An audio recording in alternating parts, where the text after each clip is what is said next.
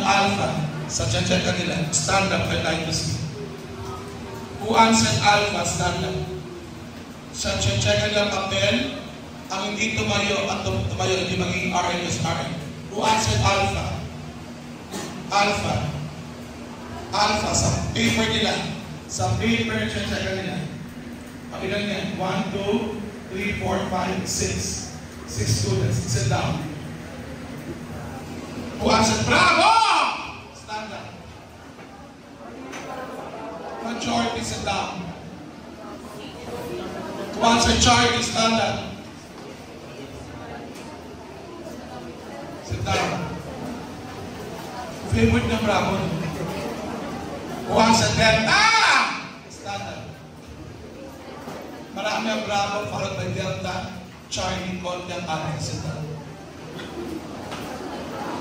Dapat priority, you should be guided with the principles of A, B, C, S. Anong A?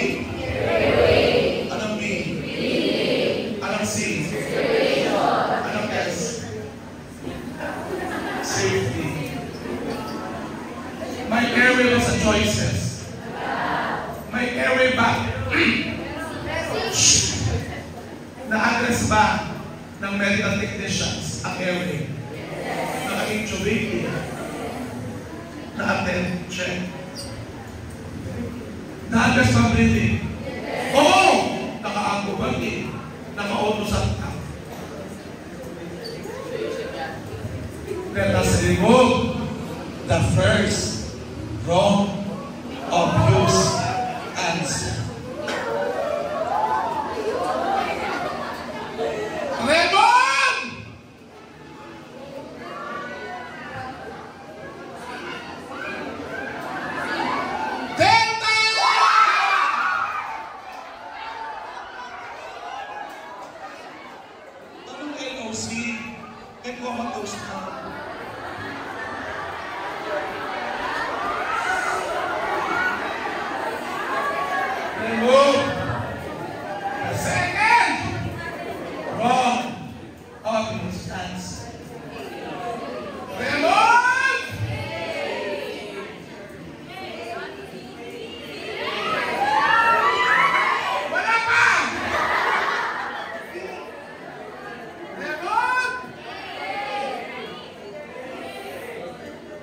Charlie!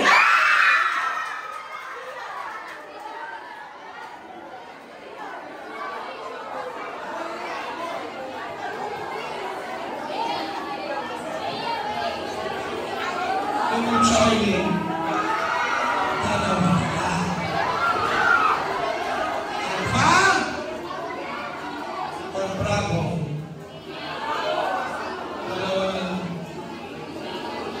Oh! Na-address ba?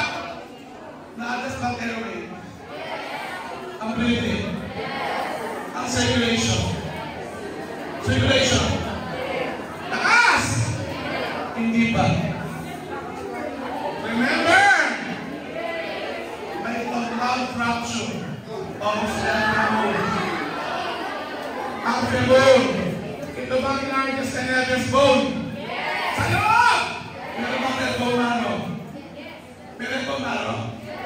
Pwede mag-lead? Sa loob, alpha.